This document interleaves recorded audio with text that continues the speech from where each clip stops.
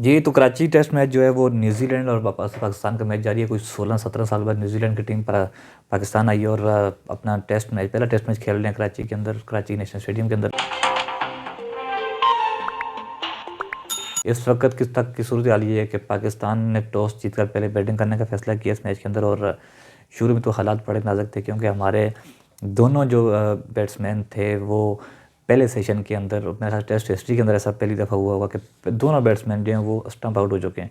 शान मसूद भी उन्होंने बाहर निकल कर शॉट मारने की कोशिश की, वो भी स्टंप आउट हो गए। पता नहीं कौन सी टेस्ट क्रिकेट खेल रहे थे, समझ से बाहर है। ऐसा कौन कहाँ पे होता है कि स्टंप आउट होते हैं वो भी टेस्ट क्रिकेट के अंदर। तो खैर जनाब पहले हमारे दो बैट्समैन जो थे वो आउट हो चुके थे, स्टंप आउट हो चुके थे दोनों के दोनों ही। और उसके बाद जनाब फिर इनाम लाख वो भी आउट हो चुके थे, 24 स्कोर उन्होंने किया। शान मसूद 3 स्कोर बनाकर आउट हो चुके हैं और अब्दुल्ला शफीक जो है उन्होंने 7 स्कोर किए। उसके बाद आते हैं बाबर आजम। बाबर आजम ने बड़ी ज़बरदस्त किस्म की बैटिंग की और उनको 2 चांस ऐसे मिले थे जिसके ऊपर वो सर्वाइव कर गए और पहला जो कैच उनका ड्रॉप हुआ था वो उनके लिए बड़ा हेल्पफुल साबित हुआ था। अगर वो कैच ड्रॉप ना होता तो वो 15-16 स्कोर के अंदर वो आउट हो जाते। तो बाबर आजम साथ आए थे सऊद शकील जो है उन्होंने 22 स्कोर किए और उसके बाद आए हैं सरफराज अहमद। सरफराज अहमद ने क्या ज़बरदस्त किस्म की बैटिंग की और उनका ये 4 साल के बाद में उन्होंने ये वापसी की अपने टेस्ट क्रिकेट के अंदर और बड़ी ज़बरदस्त किस्म की उन्होंने बैटिंग की। 86 स्कोर उन्होंने किए बाबर आजम के साथ मिलकर और बाबर आजम ने 161 और उसके बाद फिर उसके बाद सरफराज अहमद आउट हो चुके थे। सलमान अली आगा आए थे। सलमान अली आगा ने आकर जनाब सेंचुरी स्कोर की और क्या ही ज़बरदस्त किस्म की सेंचुरी उनकी थी और उस सेंचुरी के सेलिब्रेशन जो ड्रेसिंग रूम में किस तरह हुई है मैं आपके साथ दिखा दूंगा।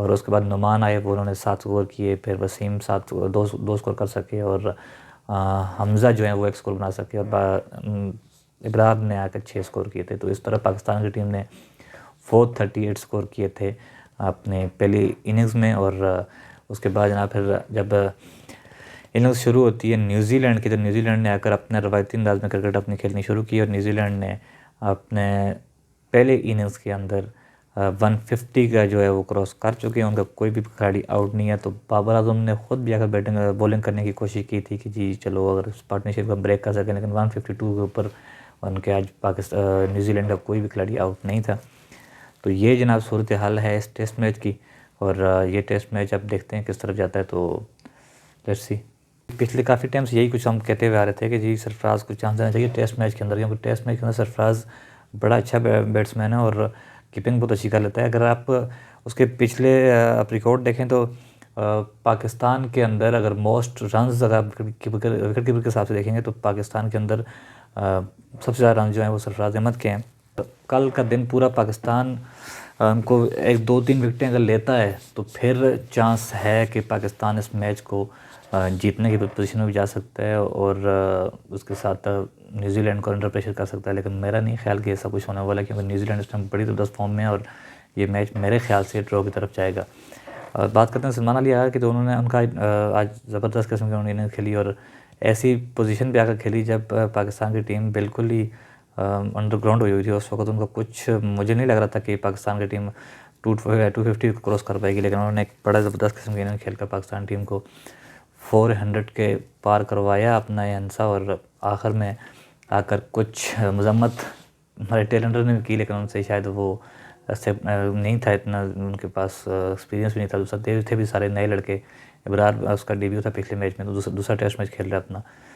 और उसके बाद जनाब बाबर आजम के ऊपर बड़ी तनकीद हो रही है और बड़ा एक लोग उसके ऊपर बातें की जा रहे हैं। कभी कहते हैं जी इसमें ये नहीं है वो नहीं है। अगर हमारे पास इससे अच्छा कोई बैट्समैन है, बाबर आजम से बेहतर कोई बैट्समैन है, तो फिर तो हम चलो बात कर सकते हैं। लेकिन हमारा प्रॉब्लम ये है कि हम बग़ैर कुछ सोचे बग़ैर कुछ समझे हम पड़ जाते हैं पीछे, हाथ धो कर पड़ जाते हैं। फिर हमें ये पता नहीं होता है कि हम जो बात कर रहे हैं उसके पीछे कोई लॉजिक भी है, कोई सेंस भी बनती है कि नहीं।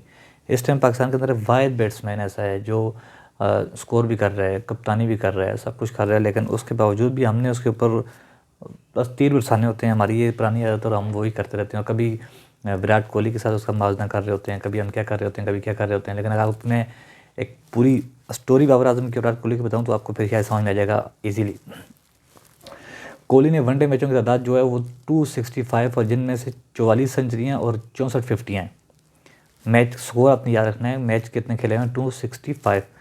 और जबकि बाबर आजम की मैचों की तादाद 92 है, सिर्फ 92 है, जिसमें से 17 सेंचुरियाँ और 22 फिफ्टियाँ था। बाबर की कोहली से मैचों की तादाद में 173 है। अब ये भी आप समझ लें, कोहली की टेस्ट मैचों की तादाद 104 है, जिसमें से 27 सेंचुरियाँ 28 फिफ्टियाँ हैं। जबकि बाबर आजम की मैचों की तादाद 46 है, जिसमें से 8 सेंचुरियाँ और 27 फिफ्टियाँ हैं। ये तो एक बात समझ में आ गई आपको। कोहली की T20 मैचों की तादाद जो है 115 है, जिसमें से सेंचुरियाँ उसकी 37 50 हैं, एक सेंचुरी है 37 50 हैं। जबकि बाबर आजम की मैचों की तादाद 99 है, जिसमें 2 सेंचुरियाँ हैं 30 50 हैं। कोहली की टेस्ट एवरेज जो है वो 48 है, वनडे एवरेज जो है 57 है, T20 एवरेज जो है 52 है। जबकि बाबर आजम की टेस्ट एवरेज जो है 49 है, वनडे एवरेज जो है 59 है और T20 एवरेज जो है 41 है। ये इनकी एवरेज है तीनों फॉर्मेट के अंदर। और कोहली के जो लोग खेले हमें, आप ये भी समझ लें, उनके साथ खेलने वाले कौन थे? सचिन तेंदुलकर, महेंद्र सिंह धोनी, रोहित शर्मा, सुरेश रैना, पांड्या, युवराज सिंह। अच्छा, इस जैसे बैट्समैन थे उनके साथ खेलते हुए, जो इनिंग्स को बिल्ड करने में मदद देते थे। और हमारे पास क्या है, मतलब मेरा लौड़ा। हम जब बाबर आजम जब आता है तो उसका हाल जो है वो सेम टू सेम वो है कि आपका अगर एक बैट्समैन आउट होता है बाबर आजम, तो आप समझ लें कि पाकिस्तान की 10 खिलाड़ी आउट हो चुके हैं। क्योंकि उसके बाद पीछे अगर 10 को स्कोर भी रह जाए ना, तो कोई उम्मीद नहीं होती है पाकिस्तान की कि यहाँ से ये 10 स्कोर करके भी आगे चला जाएगा। आपके पास एक बंदा पर खेलने वाला है और आप उसके बावजूद भी जनाब उसके ऊपर तनकीद किए जा रहे हैं और फिर बातें कर रहे हैं कि जी हमारे क्या मतलब, हमारे पास अगर कोई बंदा दूसरा बैठा हुआ है तो ठीक है, बाबर आजम को पीछे करो, उसको आगे लेकर आओ, तो बात समझ में आएगी। जब है ही कुछ नहीं है तो एक बंदा अगर खेल रहा है उसको फिर डिग्रेड करने का मतलब, औकात में रहो। अगर आप उसको पुश नहीं कर सकते तो कम से कम आप उसके ऊपर फिर फजूल बातें करना भी छोड़ दें। बॉलर तो हमारे पास ऑलरेडी जो थे वो सारे हम जख्मी कर बैठे हैं और हमारे पास अब हम मीर हमज़ा इस दफ़ा खेल रहे। मुझे लगता है कि अगर थोड़ा सा वो भी परफॉर्म कर गया तो उसको फिर हम रगड़ा देना शुरू कर देंगे और बस कुछ दिनों बाद वो भी फ़र्क। तो ये तो हमारा हाल है। मैनेजमेंट नाम की हमारे पास कोई चीज़ है नहीं है। अब शायद अफरीदी आए हैं, देखते हैं वो क्या करते हैं और किस हद तक जस्टिफाई करेंगे अपने इस ओहदे को। और हम तो यही चाहते हैं कि अल्लाह करे वो अच्छा करें और जिस तरह वो जारहाना तौर पर बैटिंग करते थे उस तरह ही जारहाना किस्म के फैसले भी करें और टीम के लिए अच्छा करें, पाकिस्तान टीम एक अच्छे पोजीशन में जाए। अब तक की जो सूरत हाल है वो ये है कि मैच जो ये टेस्ट मैच जो चल रहा है न्यूजीलैंड वर्सेस पाकिस्तान का, ये मेरे ख्याल से ड्रॉ ही होगा। इसमें बहुत कम चांसेस हैं कि इसका रिज़ल्ट निकल सके। तो इंशाल्लाह इस मैच के एंड पे भी आपसे फिर मुलाकात होगी। जब तक रखिए अपना बहुत सारा ख्याल, अपने चैनल का बहुत सारा ख्याल रखना। अस्सलाम वालेकुम।